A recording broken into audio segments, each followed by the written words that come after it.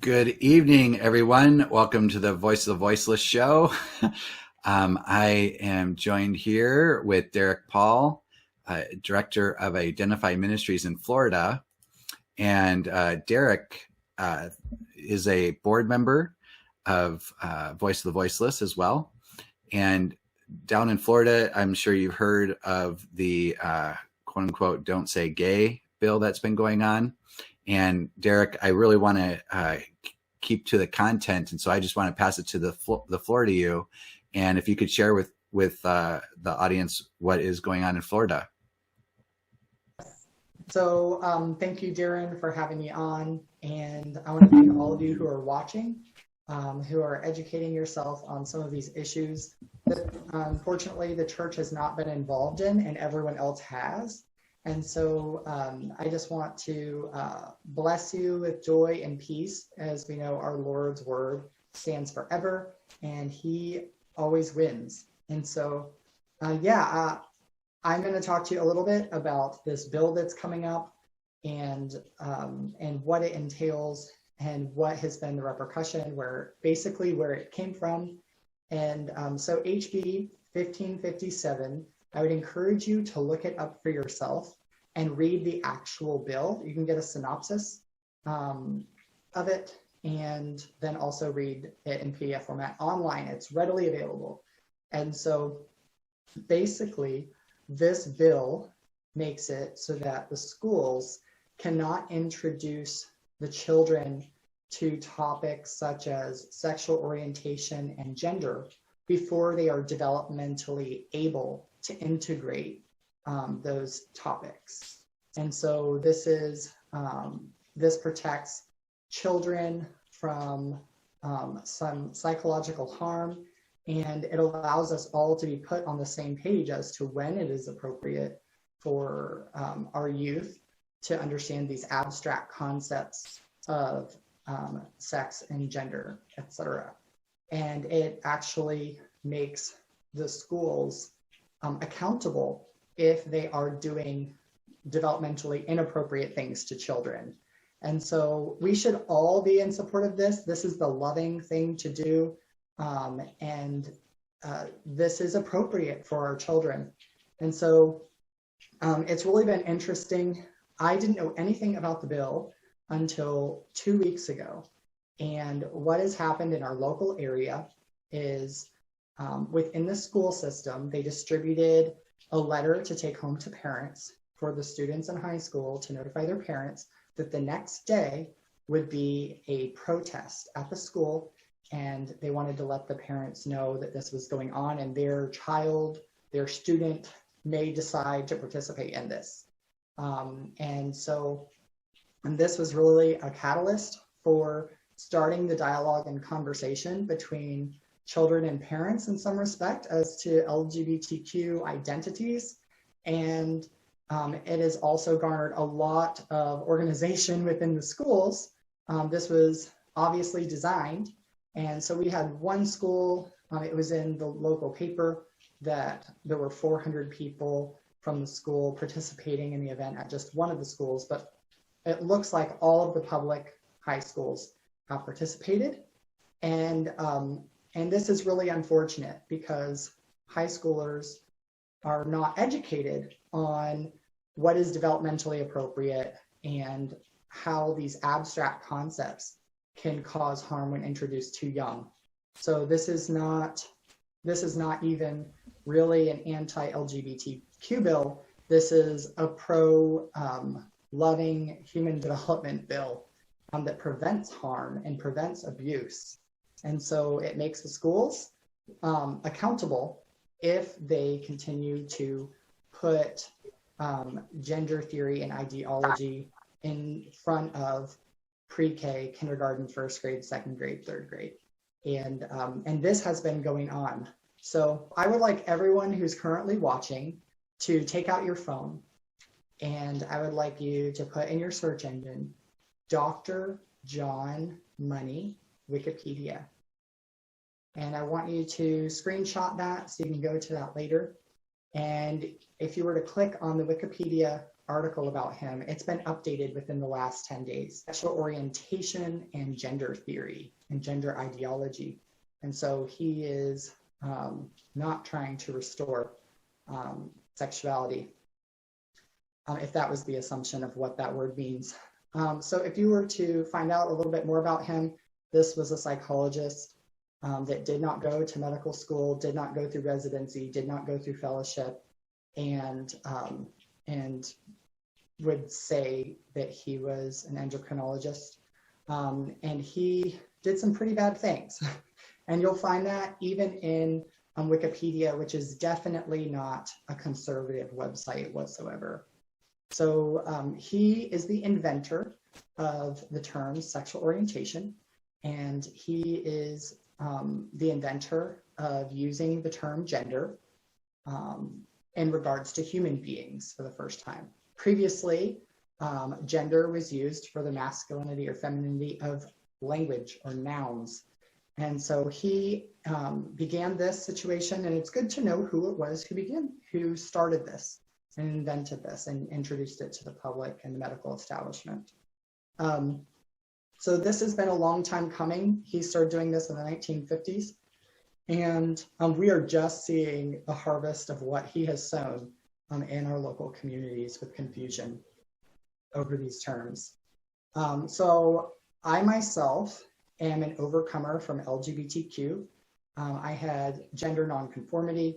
You may even still hear in my voice or with my hand expressions that I have some mannerisms and ways of inflection that are still a little bit effeminate.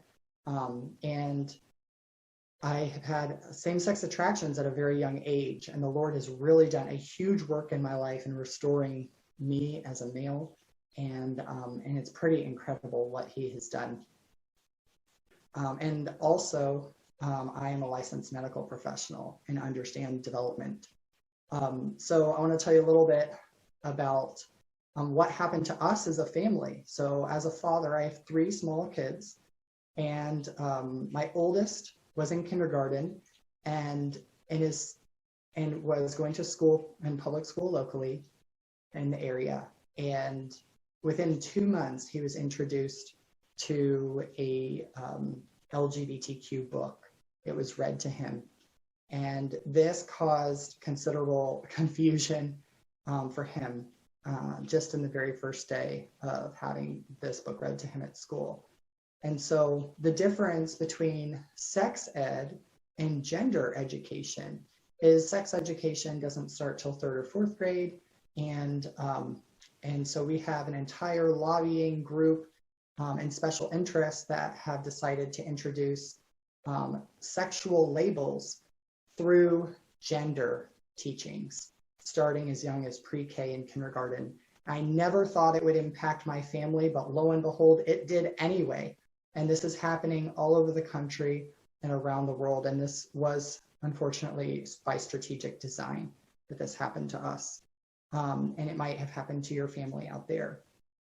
So what's incredible about this bill is so many of us, especially even in the faith community, or even if you're a moral person, we were not notified that this was happening. We weren't able to support it or read about it or anything until it had kind of been renamed by the gay lobby.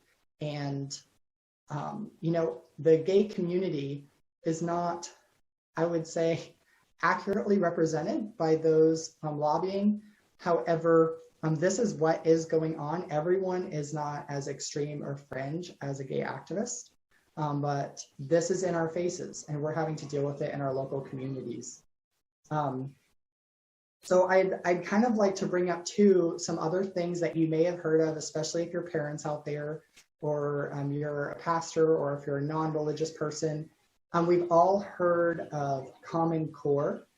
And Common Core is a way of distributing gender theory through all of the different subjects, through literature and math and science, word problems and stories and all of these things.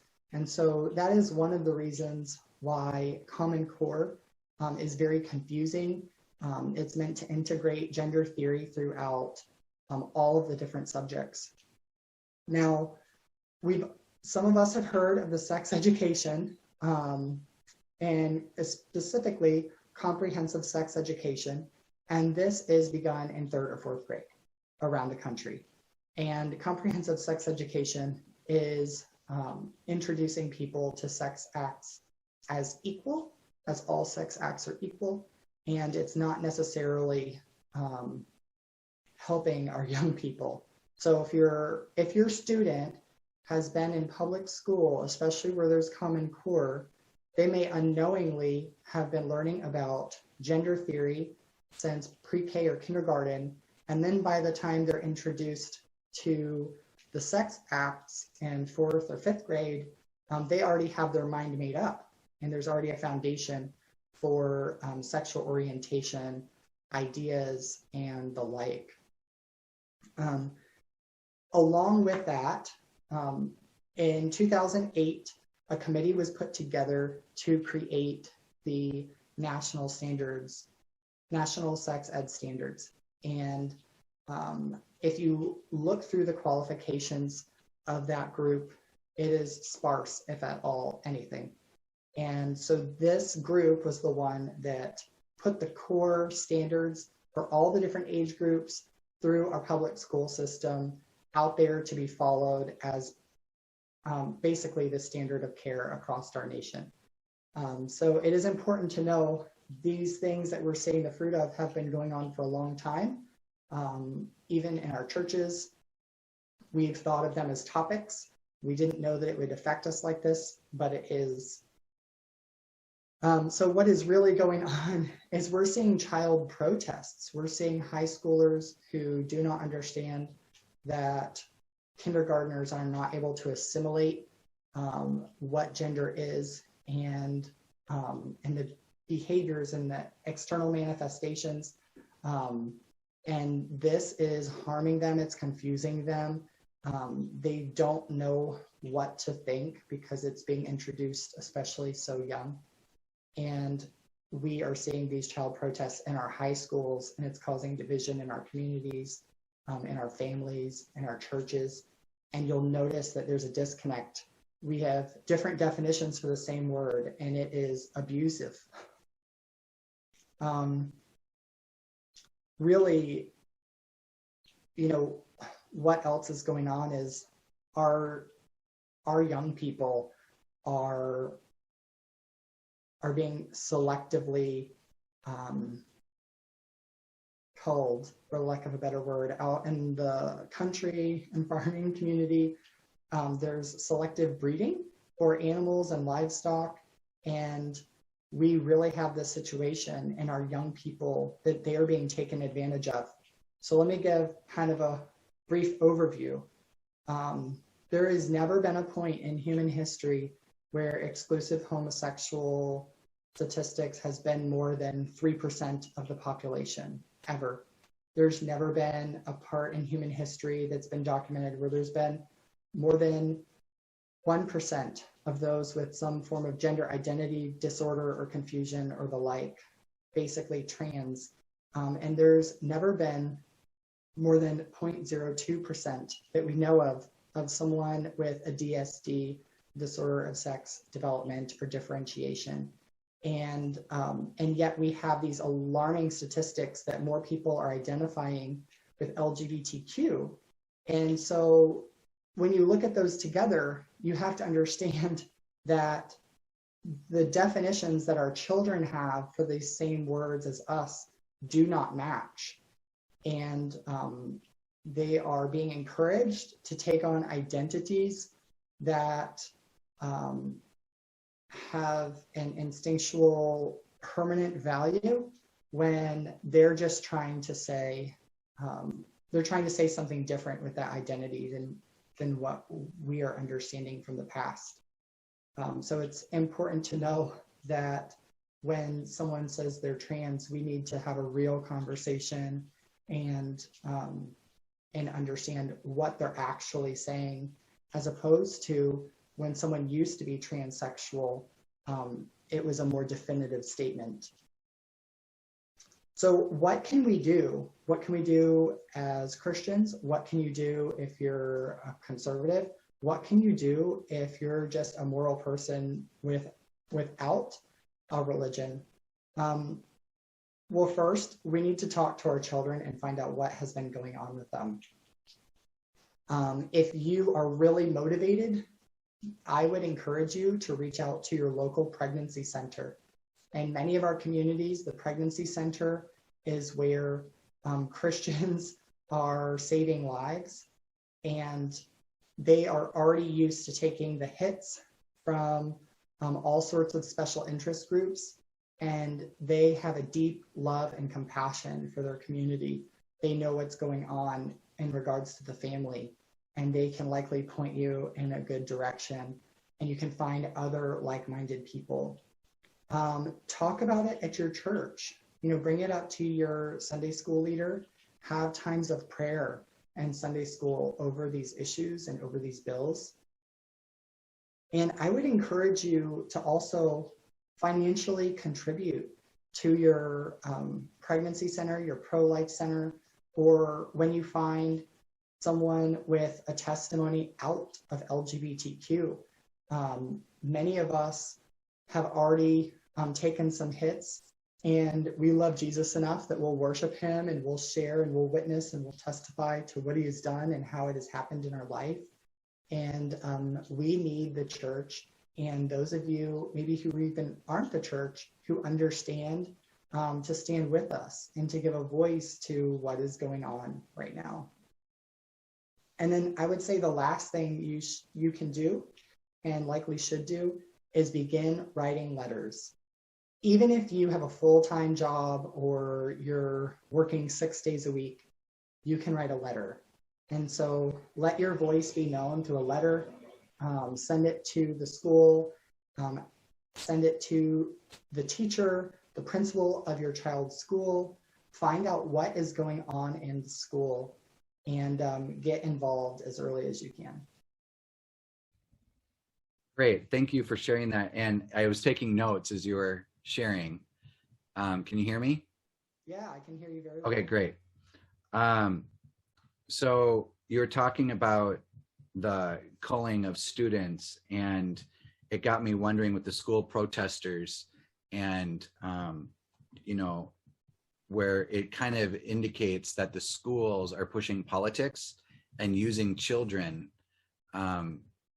to push their agenda.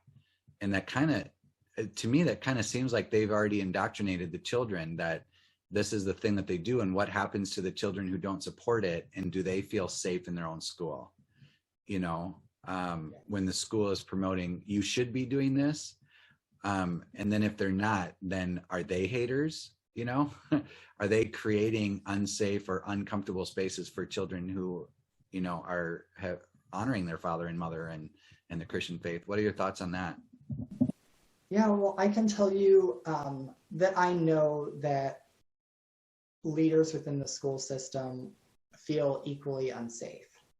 And the most powerful people in our country are our parents and our religious leaders. And they need to make their voices known, and the truth, and because everyone else is. And so a lot of these students are being faced with challenges that confuse and challenge adults, and they don't need to stand alone any longer. That time is up. And so, they're definitely being made to feel unsafe. This is peer pressure. This is a bullying tactic. This is psychologically damaging. And a lot of these things that we're talking about are fairly recent. It wasn't even legal to do sex reassignment surgery on a child until 2008. So these standards of care that are out there are almost completely experimental, and that's kind of glossed over. And our students are coming out with identities, and they're not even getting their voice heard. They don't have adults that are able to sit there and listen with them in the medical setting. It's very brief. And so, yeah, it's very important if we're going to say that we would like a dialogue, that all points of view are expressed and plenty of time is given, and express consent is there. Yeah, and Derek, that's a great segue. Julie Quist, chairperson of Child Protection League in Minnesota. Julie, welcome to the program. Well, thank you. Can you hear me okay? I can hear you. Derek, Derek's going to have a challenge here hearing you. Julie, welcome to the program. And thank you. For the people who are joining right now, Julie and her CPL team yesterday presented at Becker School District. And they were speaking to the transgender policy there. And I just wanted to set the stage for you, Julie. If you could please share the report of what happened.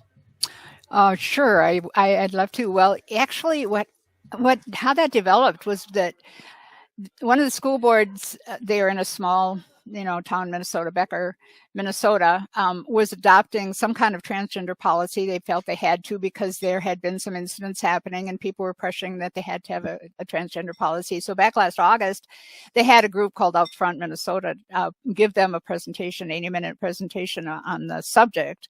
And they are an activist group. They're just a gender activist group that are very one-sided in their opinions on things. And so that's what they heard from. That was the authority on that. And a couple of the individuals in the community, one of them being a former school board member, her name is Betsy Armstrong, and she's an attorney and very knowledgeable and professional. And she just has a heart for kids, and especially for trans issues and trans kids and what they're going through.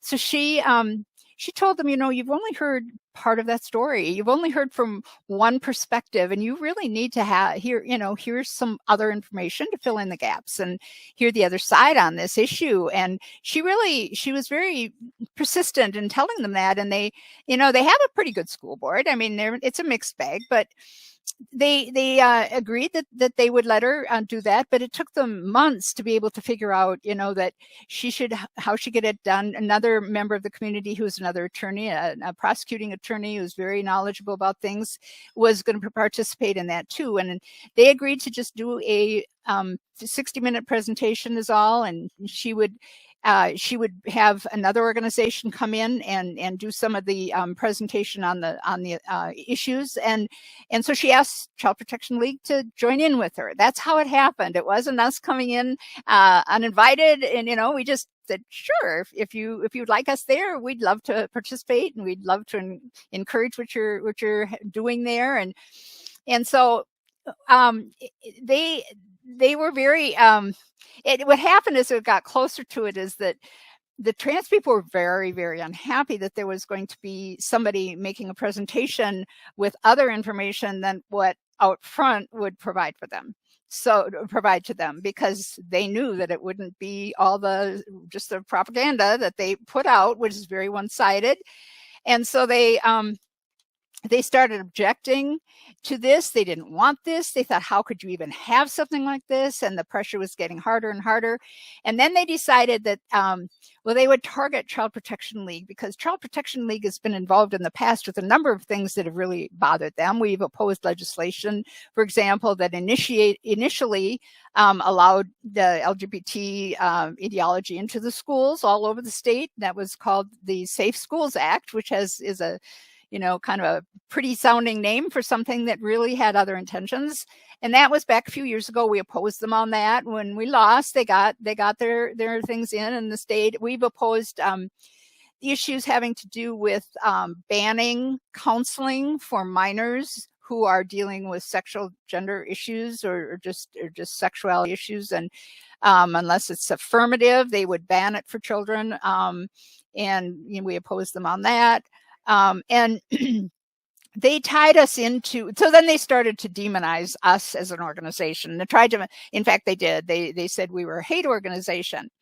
Well, you know how that is. They all think that anybody who has another point of view than them hates It's all about hate, and it's not safe for them if anybody disagrees with them. And so they wound themselves up and were telling stories about who we were that were extraordinarily distorted.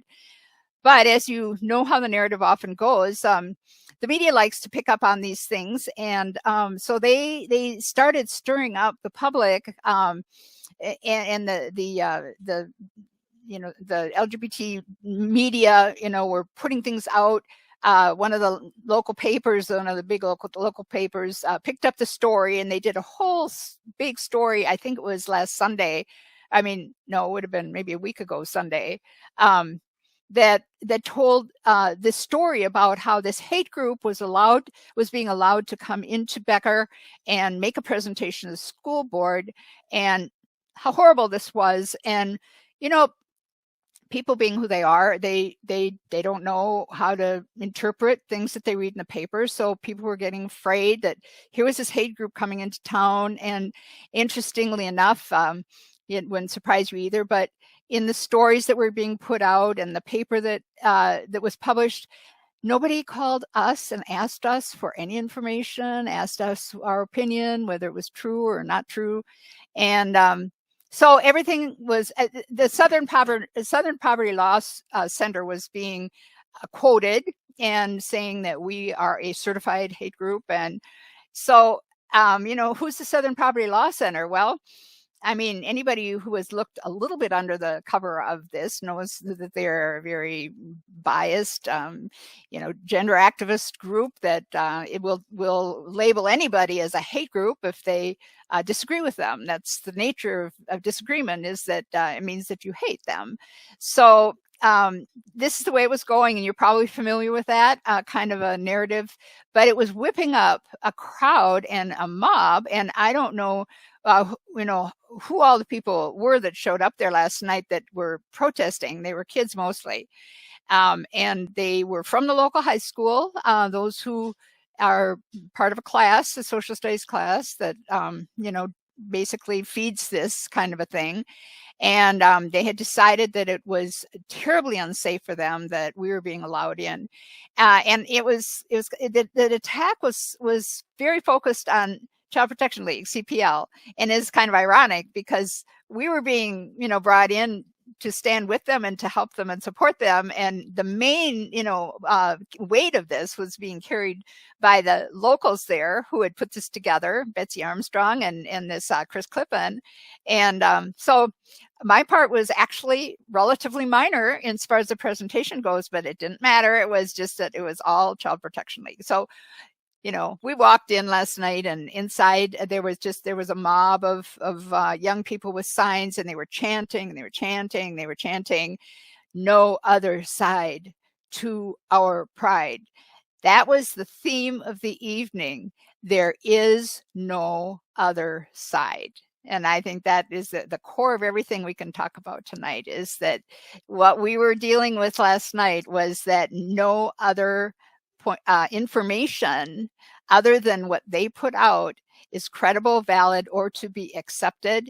Anything that is put out is not to be listened to, is to be shut down, is to be closed off if it goes against what they believe and what they're putting out as their narrative. So it's a very, very serious. We're basically, what it demonstrated for this small town, we are in a crisis.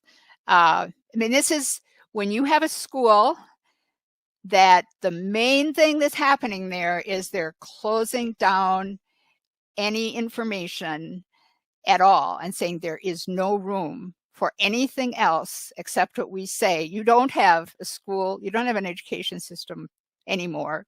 This is sheer indoctrination, because as you know, education is really the pursuit of truth and the pursuit of knowledge, the pursuit of what is true. And when you're not allowed any information except what the truth purveyors will allow, we're not talking about education. We're talking about authoritarianism. And that's what was present in a big way at the school last night. And they made it pretty impossible to make the presentation. The school board wasn't able to keep them quiet for most of the time. there were technical issues that shouldn't have been there. So the public, I think it really exposed to the local communities some things that they were not aware as how bad that was. And they received some real pushback from some of the local community, and they have said they want to do a retaping of this interview or of these presentations by the three of us, and then they want to make that available online, where something where you can actually hear what's going on and see the PowerPoint. So eventually we'll get there, but what happened last night was extraordinarily instructive, very, very interesting.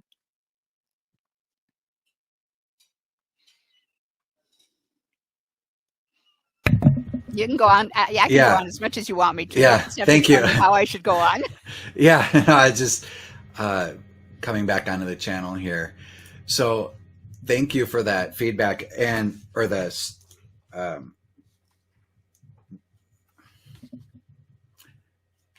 Thank you for the report of what happened last night. And I can say a little bit more about what it was that they objected to about what we said, but I just thought maybe you might want to. Well, I noticed on the Fox 9 news report, what they made it pretty clear. One of the ladies had even said that there's no other side to human rights. And you said that they were chanting no other side to LGBT pride. To our pride. That was the pride. chant. Yeah, no other side to our pride. And I think you really point out, Derek and I were talking about this, how the indoctrination and authoritarianism of using the students to protest and stop any other speech, any other side. And that is just plain evidence of the indoctrination and using our children against us. I'm going to bring Derek on as well. There you go. So Derek, any thoughts? Yeah, in isolation, many of these things seem almost benign. If this is the first time a parent is hearing about something and they go, where did this come from? And they bring it up at church or with their friends, they'll say, oh, really? Well, what's the big idea? What's the big deal? But the thing is, this is the 1,000th time that these children have heard about these gender issues. They've been indoctrinated since they were small. This isn't something that has just started in the last few years. This is something that they have been peer pressured and bullied into acceptance of since they were small. And so, when a child comes home and presents a paper, says, I'm going to be a part of this protest, here in Gainesville, I've had parents come up to me and say, where did this come from? We asked our child, they're Christian. Why would they support this? And they say, well, I'm LGBTQ or whatever. And the parent is like, well, what's that mean to you? Because it seems very different from the parents' generation, even from my generation in our 30s, as to what that meant and what's going on. But these things that seem novel to us are the 100th or 1,000th time that these children have been exposed. So they've already made up their minds without their parents even knowing that it exists.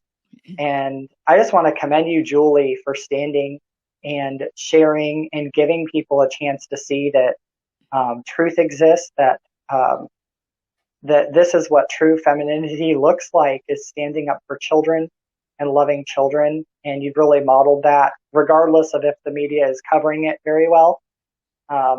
You've done an incredible job, and I just want to thank you. I heard about what's going on there. It's very similar to what's going on here in Florida.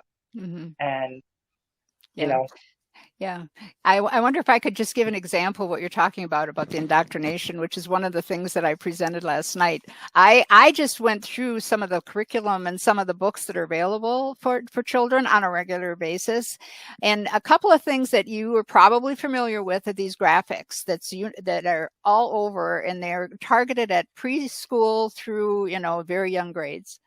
And one of them is called the genderbread person, and the other one is called the gender unicorn. There's also a gender Gumby. So they're focused at, these are the cartoon characters that a very young child would really like.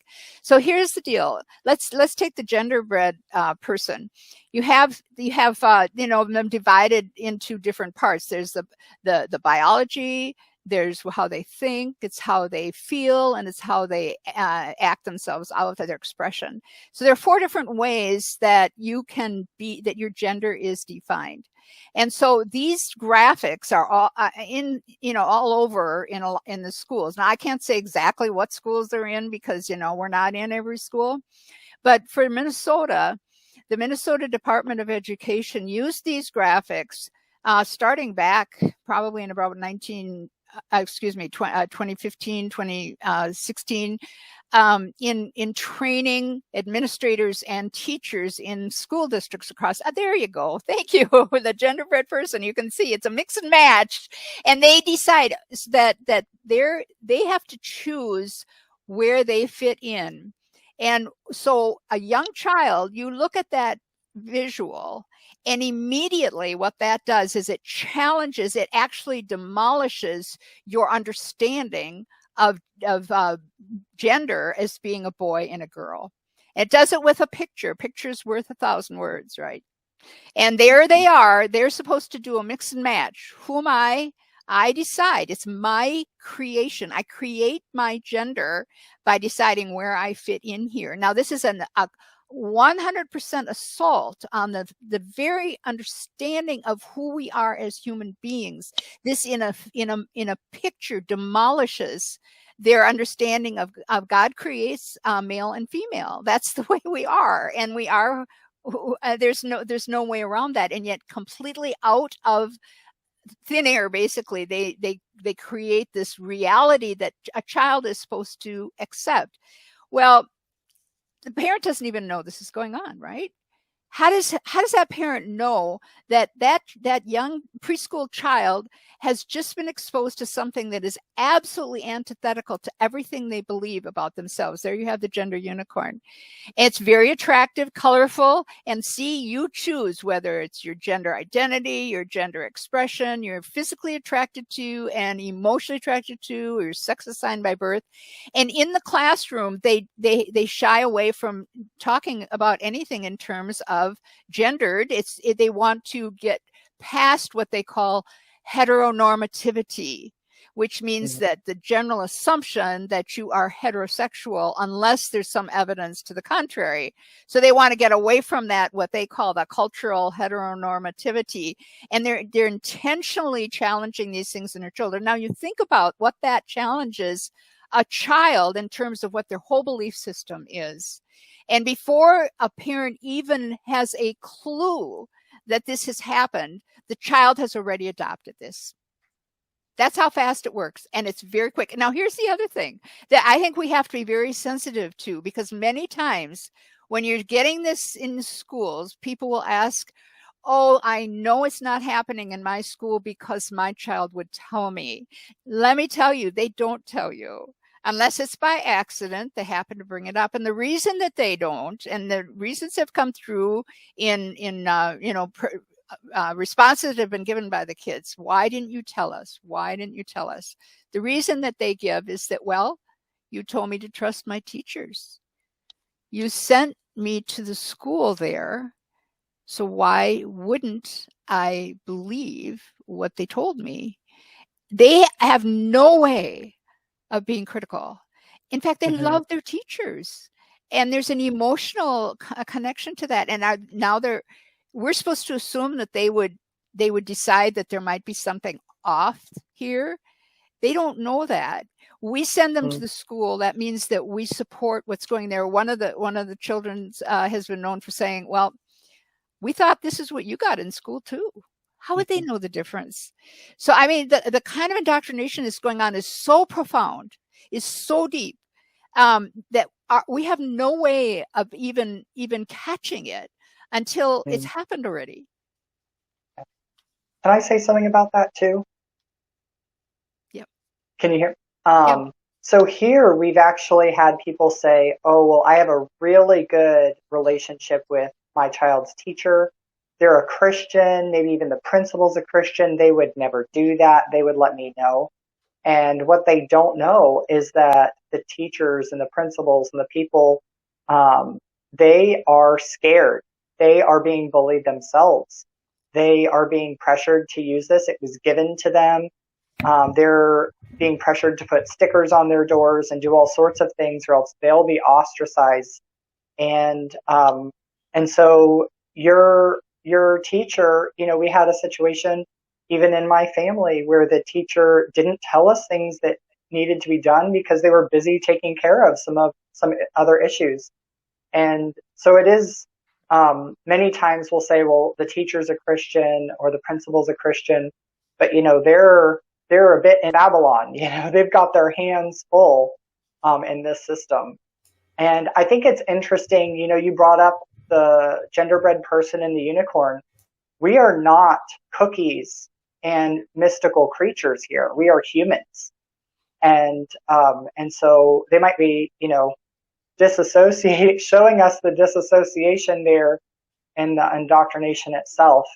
But I'm not surprised they weren't actually using humans yet and trying to attribute those things, because they're untrue for humans. It's not correct. And these diagrams, the genderbread person, that came first, the unicorn afterwards, because they didn't want to assume that the genderbread was a man. But I want to point out some psychology things here, is that the genderbread person was created by a gay activist, has no childhood development, no psychology training. He was a marketing expert, a comedian. If you go to the website where the genderbread person came from, that's a marketing piece. And it's also based off of a psychological tool called Klein's tool, and to assess where somebody's identity, sexual expression, so you could use this. But what they took out is really interesting. They took out your ideal self and what your goals are and who you want to be. And so in using the Klein tool, you can say, well, this is where I'm at in my expression of being a man or a woman, and this is where I want to go. And so they took out the where you want to go and saying, well, you just are. And so when it comes to the former LGBT community like myself, who once lived as gay, well, this could define you and put you into that gay category and, with your sexual orientation. But to desire something that you aren't, or to have a goal outside of being gay, to maybe slide back into heterosexuality, which is what you're created as, that would be seen as unacceptable. So I just want to throw that in. If I could also say something a little bit about the bullying that you'd mentioned earlier. The whole event last night was an extraordinary exercise in bullying toward anyone simply because they did not conform in their thinking to exactly what was being put forward as true, which is actually false. So what we experienced was harassment, yelling, disrespect, rudeness, and a refusal to listen and to hear. All of that toward adults. We have a little bit of a better way to handle that. But now consider how a child could possibly deal with even the smallest amount of that if they were to express that that's not the way they see things. I just don't think a young person is in a position to stand up by themselves, to an entire ideology that is coming upon them. They are being bullied. And all of this forced affirmation of a narrative that is false, all of this is being imposed on people in the name of safe schools, anti-bullying. We don't want the LGBT people to not feel safe. We don't want them to not feel accepted. And yes, that is true. But the point that was being made last night and by Betsy, and that was one of the key points that she was making, is there's a whole gap in there about those who don't feel safe, who don't feel affirmed and don't feel accepted, that is being left out of the picture. And and we aren't even supposed to talk about that, because if we want to talk about that, we're haters.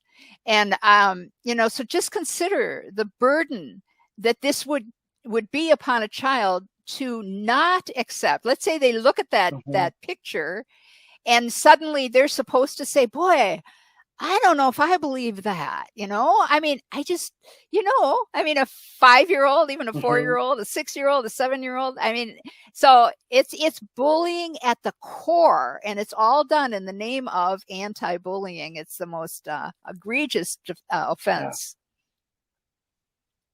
Yeah.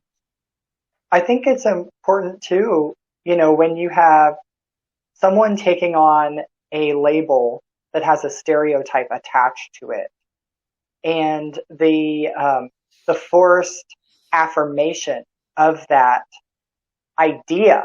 When someone says, I'm gay, they put their community on notice that the community has to treat them a certain way, and it's very limiting. This young person, it's very common and well documented that people who believe in sexual orientation, that they change their sexual orientation identity multiple times, many of them, from bisexual to pansexual and everything in between.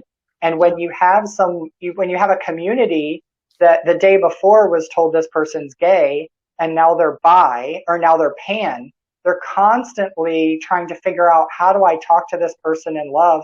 And they're not able to, because it's become so restrictive with these labels and the way to minister or care or love somebody. So the community is being abused using these identities and is completely off its footing. And it gives very little room for the person taking on an identity to be able to ever change their mind. They are not allowed. And so it's very confusing for both parties. It's very, I would say, negligent at best, and abusive, directly abusive, most of the time, to do that to someone. Yeah. I would also say that when you talk about people, affirming something else and they are called haters, this is an abuse of children in this way too, because here you have children, young people, being told that a whole body of individuals hate them. It's not true. And yet children are being told that they are hated. I mean, can you imagine putting that burden on a young person, telling them that these people hate you? And I just think that is an abuse of children that we just don't even consider, because I can handle that. I know who I am. I'm okay if you want to go after me because of what I believe, I can take that. I would never want my child to be subjected to the idea that a whole group of people hate them.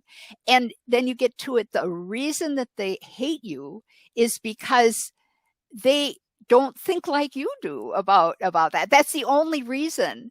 So, that tells us what a very, very, very dangerous level we are at right now, because we are training children to not know how to discern what's true and what's not true, and to feel like they are, victims when they're not. They're not.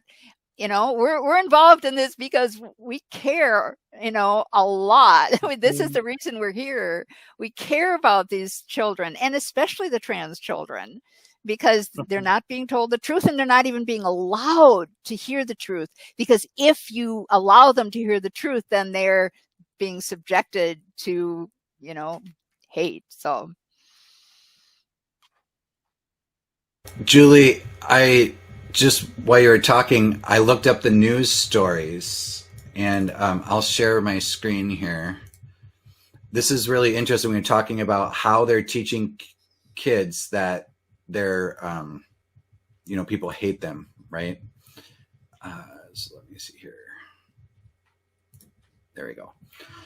So here's Fox 9. This is Minneapolis. Controversial presentation at Becker School Board draws outrage from LGBT groups.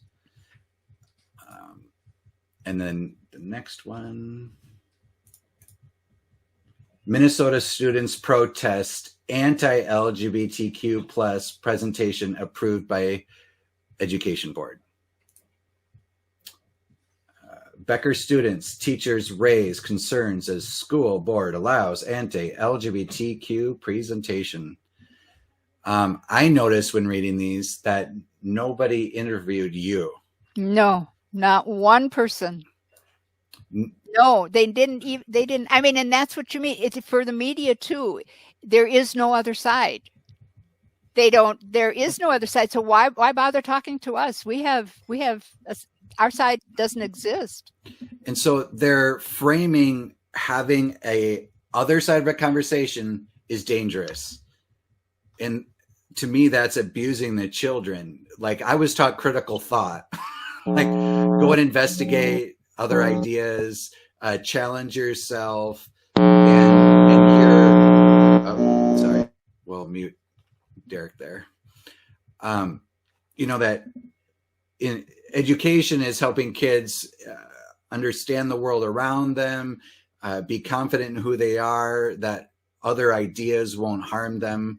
But that's not what they're teaching in school now. It seems like they're teaching them how to be triggered and do the activism that they want. Mm-hmm. And that there's one source of truth. It's your teacher, you're the government, the media, and anything outside of that is dangerous. Yes. Am I overreacting, or no? What do you think? No, absolutely not an overreaction. Everything is based on their feelings now. They don't know. They're not teaching children what to think, or how to think.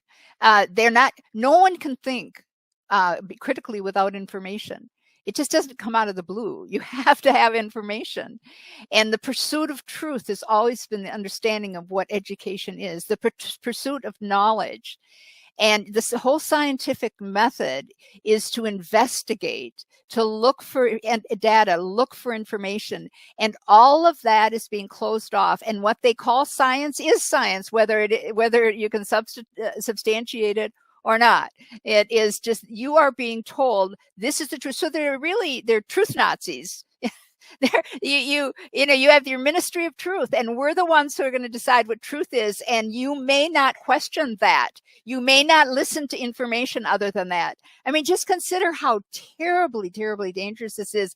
And it's commonplace now. It is commonplace in the schools. It's starting pre-K, but it's going all the way through. And colleges, of course, are every bit more of that, is every bit as bad as that, and much more. So, I mean, we have a system that has been taken over by an authoritarian, tyrannical system that predicts the future. Our children, either we give them some freedom to think, and we give them real information and let them think it through. Let them think. That's a good slogan. I think we should have a new slogan. Let them think. But honestly, unless we do that and open the prison of their minds, then we have no future. We have to have educated people if we are to be free. We don't have freedom if somebody else decides what's true and no information is available to them. Yeah, and you had said the SPLC has labeled CPL a hate group, and I've noticed Media Matters. Are you familiar with Media Matters? It's a Soros-funded organization that tells the media how to narrate certain stories. And when it comes to the ex-gay community, they have a whole chapter on don't interview this person. If you do, you need to make sure you present it this way. And I was just doing some research to see what okay.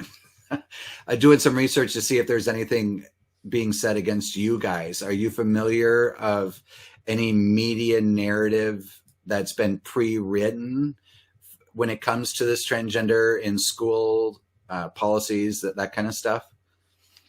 Well, I mean, I think we can just assume that's going on because the narrative is always the same. And, you know, they ignore us as much as they can until it comes to something that we're actually there. And then, of course, they whip it up into a frenzy. And there's the narrative right there. I mean, you know, it's like they had the story in the St. Cloud paper, and then it was picked up by Los Angeles paper, and then it was suddenly printed in the Hill. The Hill had their story. And, you know, it's just like out there, and like, it's pre-written. It's all pre-written. They've got the script, and I'm sure it does come right out of Media Matters. That's exactly what they do. And so they like to ignore us until they can't, and then they just demonize us. That's the way it's usually done. So what's a call to action for parents? You know, Derek, you experience the students coming home with papers supporting, or actually not supporting, the bill, and asking the students and the parents to fight it, right? And then it's putting the kids against the parents. What's the action that you believe the parents should be working on? Well, first, they should be hopeful, you know, especially if they're a Christian. The Bible says that God's word will never pass away, not a jot or a tittle. And so not even a little bit of it is going to be gone. So you can be assured the truth will always remain. And that's a very hopeful place to stay. But I'd like to encourage you to start asking questions. Questions are powerful. Ask the teacher what is going on. Talk with the other parents in your child's class. Understand where people are at. Talk to your pastor. Get their support. Talk to your Sunday school class about what is going on. It's really important to get active and not say, oh, this will just go away like everything else, because it's not going away. This is strategic. This is well designed. This has happened for a long time. Write letters. Write letters to the politicians.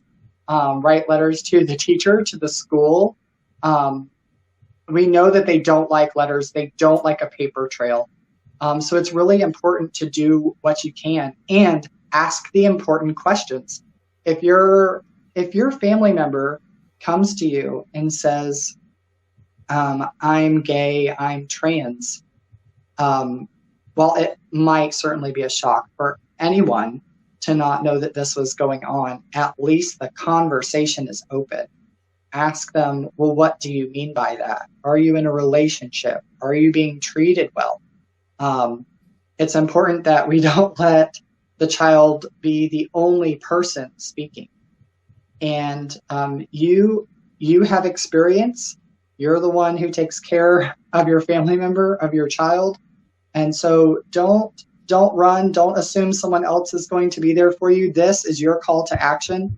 The Lord has destined you for this moment. It's important to do something. But I would start with asking your pastor, what local resources are there? Go to your pregnancy centers. Pregnancy centers are seeing lesbian couples come in with who are pregnant for the first time in the last few years for a variety of reasons, and sometimes under shady circumstances. They're used to dealing with situations and talking them through in a very peaceful and calm manner and showing love. So there are many things to do, and ask the Lord what he would have you do first. I would encourage you to view Voice of the Voiceless podcasts and things like this to know what is going on, what's going on in your community. You know, you have now Julie Quist. You see these different things going on. You can point it out to the teacher on your phone and say, is this happening in this class? Do you feel threatened? Do you need a parent to stand with you when you're feeling threatened? Do you need a parent to pray with? You are the most powerful and protected person, and they need you to stand. So I would recommend some of those things first. Thank you. And if you can, Yep. take your child out of the system. Absolutely. If there's any chance you can, this is a well-developed system. This is not going to change overnight. And we've heard the word mitigation quite a bit. If you can take a pay cut and live a little bit more simply so that your own family has a chance to stabilize, I would encourage that. You know, one of the things they said when that people often will say, well, that we've given presentations on what's going on in the schools oftentimes at different places in the state. And when the first time people hear these things, they are very shocked and they're horrified. We give evidence so that they know it's actually true, but they will inevitably will say that it's not happening in my school. I mean, almost inevitably. Now, maybe not anymore, but it's like their school, it's not happening. And in fact, when we gave our presentation, the school chairman of the school board, this was before last night, but he was saying to Betsy, he said, well, I mean, these books aren't in our school. And this is the chairman of the school board. And she said, how do you know they're not? Who's looking at this? She said, I've been trying to get at the curriculum here in this school for a long, long time, and nobody will give this to me. So how do you know it's not being? Well, you know, the fact is that we could have come in there and spoken to an audience and said, here's what's going on in the schools. And some people might have said, no, that's not happening. Oh, no, we didn't have to go through that because there was a whole host of people there proving that this is exactly what's happening in the schools. We didn't have to make the case that it's happening there because they all affirmed it by opposing that we were even able to speak. So what parents found out, something that a lot of them did not know, is that what they're saying is not only true, but I mean, it's so embedded in there that no one is allowed to even challenge it. Is that how far it's gone? So it's a real trigger for parents right now who are suddenly finding out it is in their school. And one of the things parents have to do is band together, and not just parents, but you know, community members of all ages and occupations. They need to band together and talk to each other and support each other and find ways to address this, because this is a crisis in the community. We cannot survive this way. We either challenge this or we go down. We will not survive. So parents and the community needs to take this as a great big flag that says, whoa, we cannot continue this way. So I love your suggestions. They're all great. And I would say find others and take this as a serious, serious thing that cannot be ignored. I wanted to share a story. I recently had a pastoral care session, and it's kind of hard. The father was really upset because his child came home with a PowerPoint from school. And this is a child who's 9 years old, and said, I'm no longer this name, I'm this name. I'm no longer this sex, I'm now this sex or gender. And demanded that he use the new name and the new pronouns. And in the slide deck, it included a statement saying, I understand that you're going to have to grieve the loss of this child's actual name, but I was never really that child, LOL. And it's really tragic when our children are being given this pill, if you will, and their minds are being manipulated. And to that father, and to the child's own words, that child doesn't exist anymore. The father has to grieve the loss of that child. And for a school and a transgender lobby to send a child home to tell their parents that that child is now dead is absolute child abuse. And I recently saw in the news that a teacher was excited that they had a transition closet. Have you heard of these? transition closet where the students can come dressed as the gender that they present at home. Then they'll have a closet, and what's even worse than just calling a transition closet is that the clothes are provided by other transgender people from the gender that they're leaving, and they call them dead clothes. And so it was actually a person that started it with their church and then brought it to the school. So they have all these dead clothes that the children can switch into and then present as that gender at school. And then before they go home, they transition back. And the ministry that started that, they were praying over chest binders for the girls. So we literally are using words of pronouns like they, them, that we're using chest binders to actually bind our children and their healthy bodies. And we're using clothes that are called death clothes. The lobby is sending our children home saying that they've died and they're now a new identity, and we have to celebrate that or else. And Julie, just here in Minnesota, I testified a week ago against the conversion therapy ban. Right. And I shared this testimony with this father who had experienced this with their child. And the conversion therapy ban prevents the parent from addressing the issues that they're being sent home with. Mm-hmm. And so you've got them teaching the LGBT religious beliefs that you're born gay, that it's you can't change and you shouldn't change, that you might be a boy in a girl's body or a girl in a boy's body, and that you need to change that. They're indoctrinating it. And then these conversion therapy bans prevent the parents from doing anything. So they're hamstringing the parents. Mm-hmm. It's the whole kit and caboodle is that this LGBT religion is being indoctrinated into our kids at the schools. Mm-hmm. And it's heartbreaking. It's hard to tell that story when I think about my own kids, and we do homeschooling. Like, there's just no way I'm going to send them into my school district in Brooklyn Park. And Kelly, who's with CPL, we were at, in July, they had the same thing that Becker School was going through, but we had that in July, and I testified.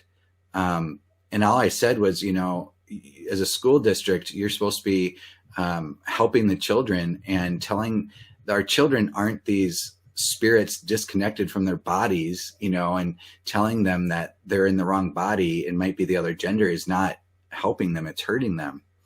And I testified about, coming out of the LGBT and that you're not born that way, that you can experience change. And so I was just sharing as a reverend my Christian faith and encouraging them.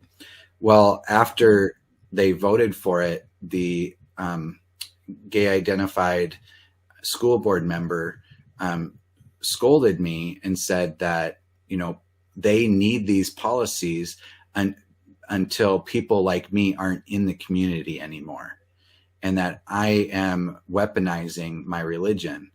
But my religion is a testimony of Jesus Christ, who every human being, is what scripture says, was created through him. And the transgender LGBT religious belief rejects the creator and is dehumanizing our children and bringing a curse upon them. And so to speak something else and to let the children, like, we want to lift the children up, right? and bring up their sex, that they were actually created, and that there is no disconnect between who they are and their gender, that it's okay, to be a boy who likes dance or doesn't care about sports. Those are just social constructs or stereotypes. So that's my concern, is that when we don't get to share our side, we don't get to lift up the kids, and now the government is just going to come in and hamstring us. With conversion therapy, it's wrong. Mm-hmm. So, any last thoughts, either of you? I find it interesting that they were threatened by your religious beliefs, when for Christianity, we believe God gives free will and choice, and they are restricting the very choices from the people they say they're protecting and not giving them the ability to choose. And our Lord and Savior gives us that. I mean, that's part of the foundation of our relationship with him, is he lets us choose to have a relationship and to love him. And, this has been a long time in coming. I don't share this often, but when I was in my freshman year of college, back in 2002, I was invited to get a degree in grad school in this rhetoric and changing pronouns. And there is an active recruitment effort. I was writing on religious topics, and I was actively being recruited. And so to say that this is just a circumstantial stuff is just not the case. This is extremely restrictive. It's getting these ideas and the ideologies are getting more and more suppressive. And so I just want to encourage everyone, especially who is a Christian out there, that the Lord has given us free will. We get to choose to love him. We get to be obedient, and it's a great choice. And Julie? Yeah, well, I'd just like to say that we're going to be seeing that those presentations that were interrupted last night are going to be available on our website. It's cplaction.com. That's Child Protection League. That's the cplaction.com. They're not up there right now, but hopefully by the end of the week, we'll at least have the scripts themselves. But sooner rather than later, we're going to actually have the recording, the new recording that's going to be done on this, and we'll put it up there. And I want to take full advantage of the controversy. Controversy doesn't have to be bad. It gives people, make people aware. And so what they couldn't hear last night, they can hear online, but I mean, people all over the country can hear it. And, so we'll make it available to them. There's a really good clip that Betsy Armstrong used in her presentation that is by Abigail Schreier. And she has it. She's the author of the book, Irreplaceable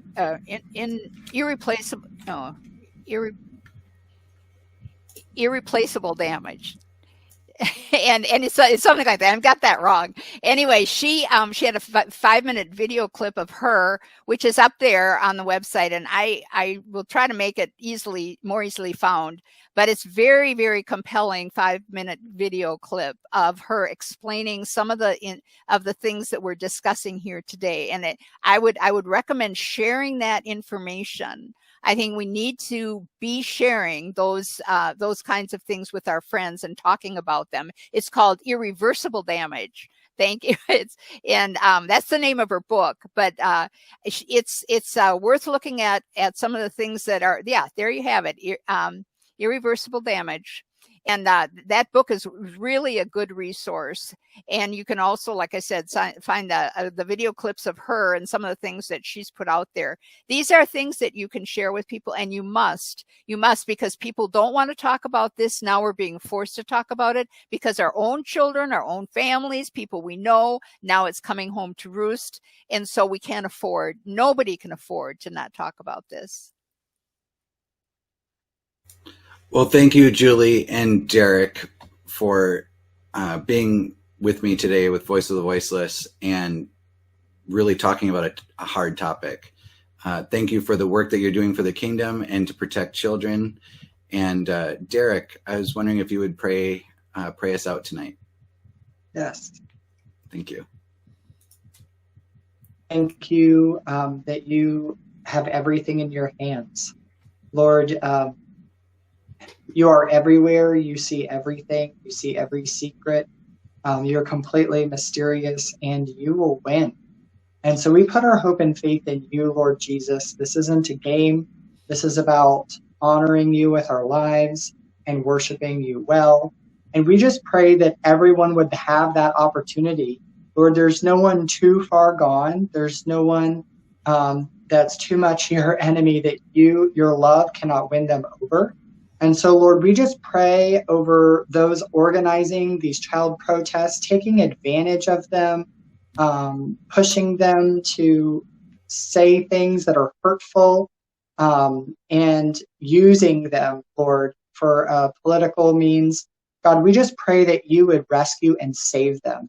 And Lord, that they would find the healing and restoration that they've always longed for, the joy and the peace they've always longed for. In Jesus' name. In Jesus' name. Amen. Amen. Thank you. Well, thank you both, and Godspeed and grace to you as you continue in your ministry.